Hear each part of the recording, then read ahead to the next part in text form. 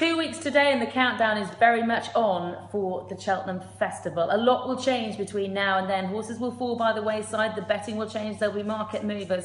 But it is hugely, hugely exciting, and we start with an absolute bang with the champion hurdle on the first day. I can't remember a race of this competitive nature that has changed the complexion of it so much so in the course of a month. Fahim was the first one to fall by the wayside. He was due to be the shortest price favourite of the entire festival. Then suddenly his stablemate Arctic Fire wasn't there. And then Annie Power, who of course was only back on track recently, who we probably assumed was going to run in the World Hurdle, is now a 13-8 shot with 888 Sport. To me, you've got to look elsewhere. She is too short. If you are in her camp, she forms part of a very strong team for the Willie Mullins camp on the opening day. You can back Willie Mullins with 888 Sport at 5-1 to have 4 winners on the first day. Ruby Walsh, over a period of a long time and a very successful time at Cheltenham, has had his fair share of falls at the last, one of which of course was the well-known one on Annie Power. If you think that could be the case again over the course of the 4 days at Cheltenham, you can back him at 8-1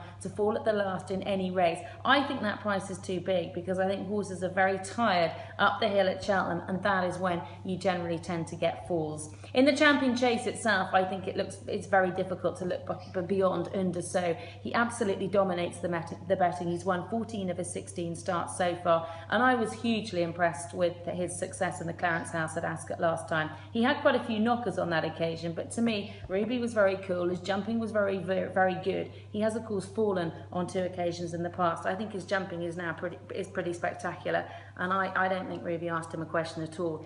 When he asked him to lengthen last time, he did, and to me, he answered every call. I think he's very, very difficult to look beyond. Then in the World Hurdle, to me, it's all about Thistlecrack. He's been an absolute revelation this season, and I think he can continue to make that upward spiral of progress that he's been doing. The key to him has been stepping up to 3 miles. I think a lot of horses tend not to act at Cheltenham. He's proven that he does. He did that decisively on trials day, and to me, he looks absolutely rock solid. The Gold Cup, of course, completes the Grade 1 action on the Friday, and this is a hugely open race, as the market would suggest here. I'd love to see Q Card win. He has got the hearts of many people, and I think over the past, he's a horse that everyone's thought he hasn't got the stamina for the Gold Cup, and when push comes to shove, he struggled with his breathing, but a recent breathing operation has been the absolute making of this horse, and you can't say that his success in the King George was anything other than tough and gutsy, and stamina didn't look a problem at all. He is a 5-1 shot